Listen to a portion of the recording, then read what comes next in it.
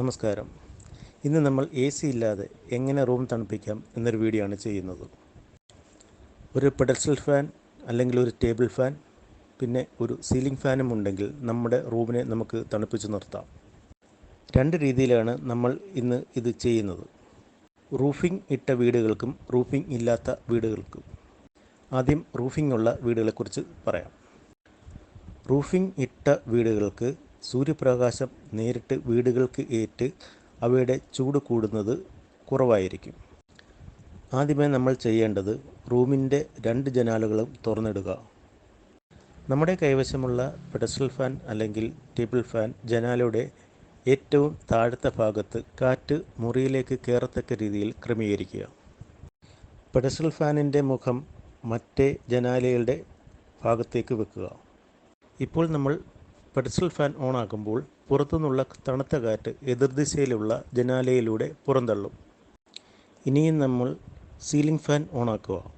അപ്പോൾ റൂമിന് മുഴുവനുള്ള ചൂടുവായു താഴേക്ക് വരികയും പെഡസ്റ്റൽ ഫാനിൽ നിന്ന് വരുന്ന കാറ്റിനോടൊപ്പം പുറത്ത് പോവുകയും ചെയ്യും.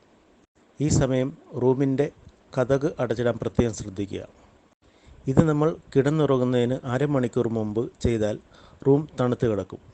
രാത്രിയിൽ റൂമിൻ്റെ ജനാലകൾ തുറന്നിടുമ്പോൾ കൊതുക് കയറുമെന്ന് നിങ്ങൾക്ക് സംശയം വരാം.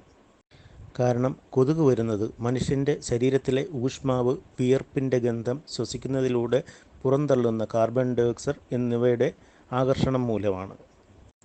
എന്നാൽ ഈ രീതിയിൽ ഫാനുകൾ സെറ്റ് ചെയ്യുമ്പോൾ നമ്മളുടെ ശരീരത്തിൽ നിന്ന് പുറപ്പെടുവിക്കുന്ന ശരീര ഊഷ്മാവ്, വിയർപ്പിൻ്റെ ഗന്ധം, ശ്വസനത്തിലൂടെയുള്ള കാർബൺ ഡയോക്സൈഡ് എന്നിവയെല്ലാം ഈ കാറ്റ് ജനലിലൂടെ പുറത്തു തള്ളുകയും കൊതുകിനെ അകറ്റി നിർത്തുകയും ചെയ്യും.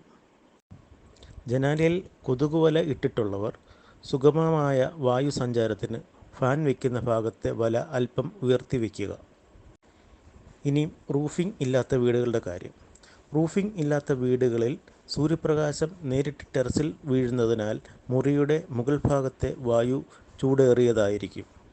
ഈ ചൂടിനെ കുറയ്ക്കുവാൻ നേരത്തെ പറഞ്ഞ രീതികൾക്കൊപ്പം ഒരു എക്സോസ്റ്റ് ഫാൻ കൂടി പെഡസ്റ്റൽ ഫാൻ വെച്ചിരിക്കുന്ന എതിർവശത്തെ ജനാലയിൽ ഘടിപ്പിക്കുക. ഇങ്ങനെ ചെയ്യുമ്പോൾ റൂമിൻ്റെ മുകളിലത്തെ അധിക ചൂടിനെ എക്സോസ്റ്റ് ഫാൻ പുറന്തള്ളും. എ സി ഇല്ലാതെ തന്നെ ഈ രീതിയിൽ ചെയ്താൽ നമുക്ക് കറണ്ട് ബില്ല് കുറഞ്ഞിരിക്കുകയും സുഖമായ പ്രകൃതിയുടെ കാറ്റിൽ ഉറങ്ങുകയും ചെയ്യാം.